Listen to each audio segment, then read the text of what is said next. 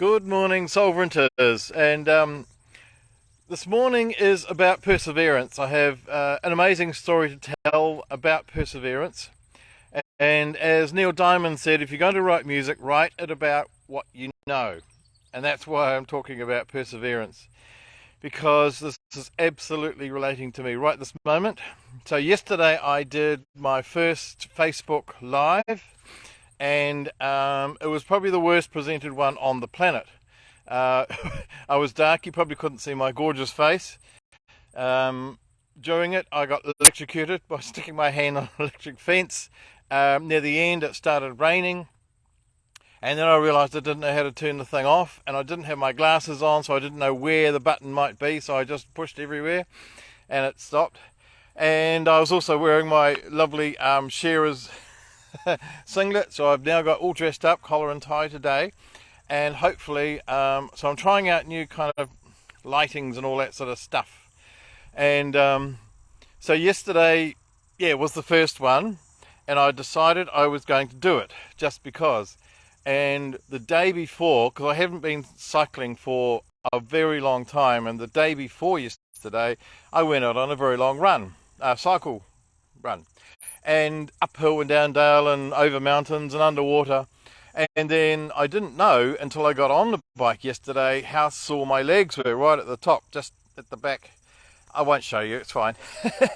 Anyway, I was still determined to do it. And so I did, and then I did it this morning, and my legs are even sorer. But I'm still going to do it. And so I'm nowhere near an electric fence. I don't think it's going to rain today. And I'm just practicing with lights and all that sort of stuff. So perseverance is just about that, keeping on, keeping on. And I know there's those sort of phrases in the new age sort of world about if something doesn't happen, you say, oh, well, it's not meant to be. Well, to me, that's a load of rubbish. It is meant to be if you want it to be. And we just got to get on and do it. And so the story is about a guy many, many years ago, and he was in the army, and he had lots and lots of jobs before and after the army, in the American army, and he'd always wanted to make his millions, and he was really, really determined to make his millions. And so he tried lots and lots of businesses, catering businesses and engineering and all sorts, and eventually he decided on one, and this was going to be the one. So he came up with a recipe, and he tried to sell this recipe. And the difficult thing was that he wasn't selling a product. He was kind of selling the method of making the product, which is more intangible and it's harder to sell. So you can imagine he's come up with this wonderful idea, and he's gone to some, I don't know who would use this recipe, cooking type people who are selling products, chickens, and he's selling them, or trying to sell them, his wonderful recipe. And number one says no, so he goes to the next one, no. He goes to the next one, no. And after 10 no's, what would you do? Well, a lot of people would stop, but no, he went on. And he got to 20 no's, and he kept going. And you imagine if you had been turned down 100 times, would you keep going? You'd think, it's just not a goer, is it? Well, he kept going. 200 times, 300 times. He eventually got turned down 1,009 times. And on the 1,010th time, somebody bought the KFC, the Kentucky Fried Chicken recipe, and now we know what it's all about. That's how it happened. The man was persistent. So if he'd said, oh, well, if it's meant to be, we would never have KFC.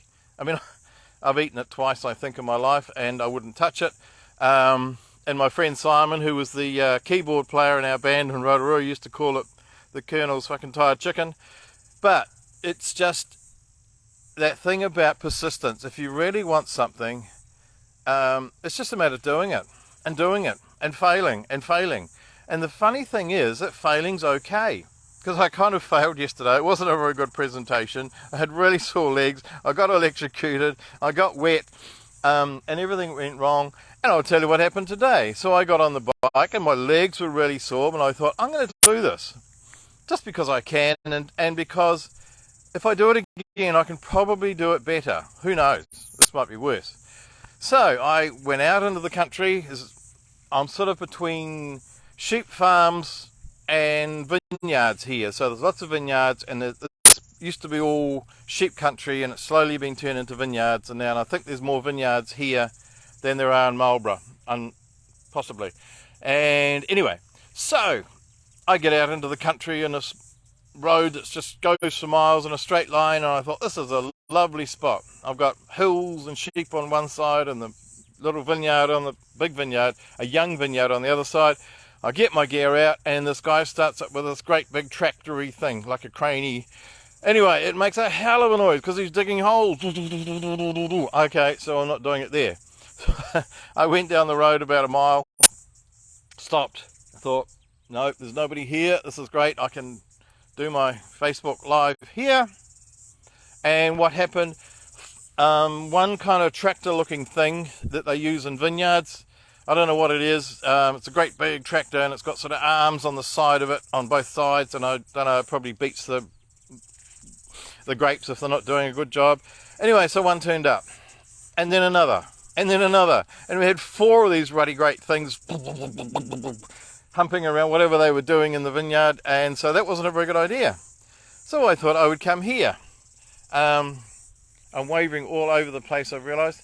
But anyway, so I think life is for savouring. It's for trying things, and trying them again, and trying them again. And so that is my message. Even though I don't eat KFC, I do admire the man who never gave up 1,009 times. So, you all have a wonderful day, and keep trying.